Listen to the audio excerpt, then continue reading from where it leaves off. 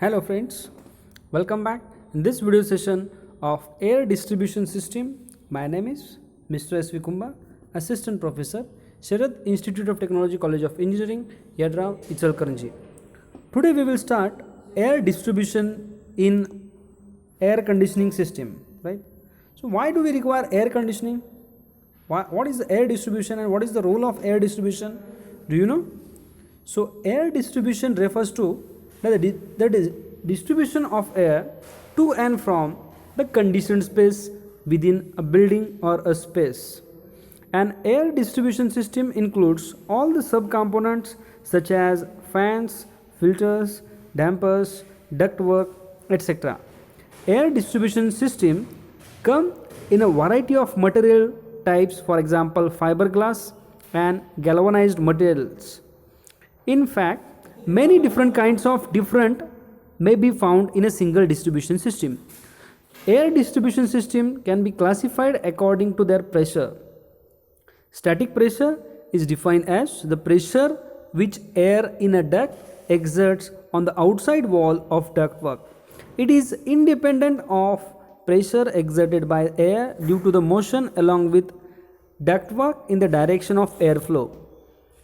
This pressure would call as velocity pressure and is due to the velocity with which air is traveling down the ductwork. So, this pressure in a duct system will be either static pressure or velocity pressure. There are three generally accepted static pressure ranges which are used to classify air distribution system, that is low pressure, medium pressure and high pressure ductwork. But typically the low pressure range is between 0.25 to 2. So this is the air distribution system in which airflow pattern is shown. So observe this figure carefully.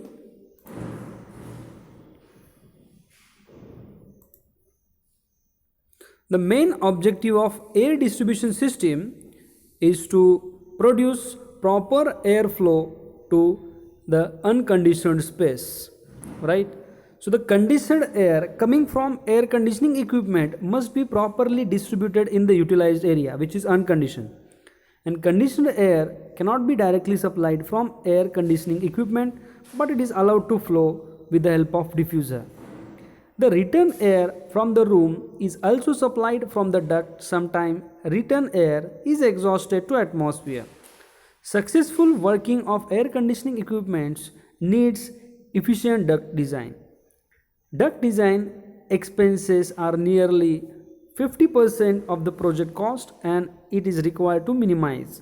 Now if you observe building, hospitals, theaters, so in that proper duct system has to be installed so as to require its minimum cost. So there are some factors which are affecting air conditioning. That is, the main objective of air conditioning system is to produce a proper combination of temperature, humidity and air motion in the conditioned room. The comfort condition should be maintained properly, right? So in this figure, outlet is shown, outlet height is also shown and non-isothermal jet is shown. Total air envelope is also shown. So the air has to be distributed properly in all the rooms. For that purpose, we need to provide supplied air inlet and return air inlet. So depending upon thickness of wall, number of windows, we have to provide an supply duct and return duct, as well as we have to choose material for that. We will cover this duct design system in the next video lecture. So in this video lecture, this is the introduction to air supply or air distribution system, where the conditioned air has to be properly distributed in the room and that air, exhaust air is returned and sometimes it may be exhausted. So the location of inlet air duct and return air duct is also important. So through is shown there. Through means it is the jet of conditioned air which strikes to the wall on its side, right? That is known as throw. So non-isothermal jet of conditioned air is also shown. Sometimes we have to provide more inlet and one return grill. So in most of the theaters, generally we need to supply more conditioned air as the number of occupant is more, right? So here this is the flow pattern which is shown, effect of wall and ceiling. So the occupied zone is 6 feet and the conditioned air which is passed through room which is also shown, and throw is nearly 50 meter, right? So this is the one of the drawing in which it is shown. So from some fundamentals of air distribution system. So first one, duct is simply a path to distribute and manage the airflow to the required and designed zone or areas. Duct shape may be circular, square, rectangular or spiral, but most of the time generally rectangular ducts are preferred because of its simple in construction and of low cost. Galvanized iron, aluminium, stainless steel, black iron are some commonly used duct materials. And here the system for which these materials are used, for that we need to install fans, right? So the ventilation system is generally used for the spaces where only exchange of air with surrounding is desired. The application area may be subway or underground outlet or building kitchen. The air in the application area is not conditioned for human comfort.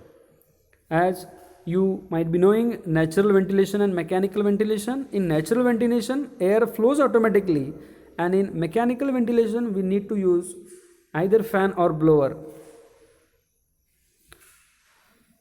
So some fundamentals related to air distribution system. The thickness of the duct sheet is mentioned by its gauges.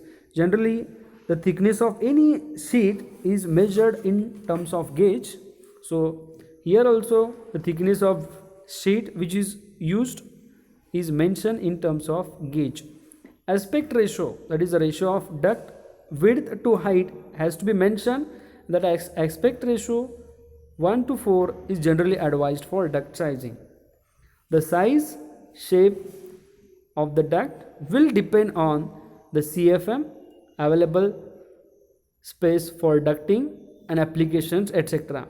And it is different for different workspaces. For example, hospital it is different, for theater it is different, for buildings and offices it is different. The duct is connected to the equipment through flexible connector only. All the branches are fitted with VCD. Fire damper is provided at the equipment outlet and other duct penetrating firewall areas.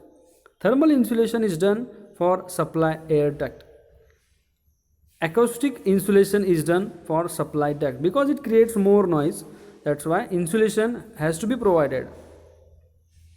Air outlets are selected based on manufacturer design data. So that, as I mentioned earlier also, for many workspaces we need to use two inlet, one outlet, or many inlet, one outlet. For example, theater. So for that purpose we need to use manufacturer's design data. Type and location of the air terminal will depend on the room design and aesthetics. Lowers are fitted at the fresh air duct entry. Fittings and transitions are designed according to the ASHRAE. Flexible canvas connection should be used to connect the equipment and ducting system. Access should be provided for dampers only, right? AHU means air handling unit should be provided with drain pan and U-trap. Gasket to be used between duct joint to prevent leakages. Never run air handling unit unless the air handling unit room is clean and filters are mounted. So types of duct. There are 4 types of duct: supply duct, return air duct, fresh air duct and exhaust air duct. Generally, supply air duct carries conditioner air from air conditioner and it supplies conditioner air for different rooms. Return duct is fitted to each and every room which carries air, return air, and again it is conditioned and again it is circulated again and again. Sometimes after impurity, if it presents in return air, then it has to be exhausted. So for that purpose, exhaust air duct has to be used, which removes the unwanted air, and fresh air duct, it just conveys fresh air to room. Duct designing methods: velocity reduction method, equal friction method, static regan method. We will discuss this point in the next lecture. For this video lecture, thank you very much.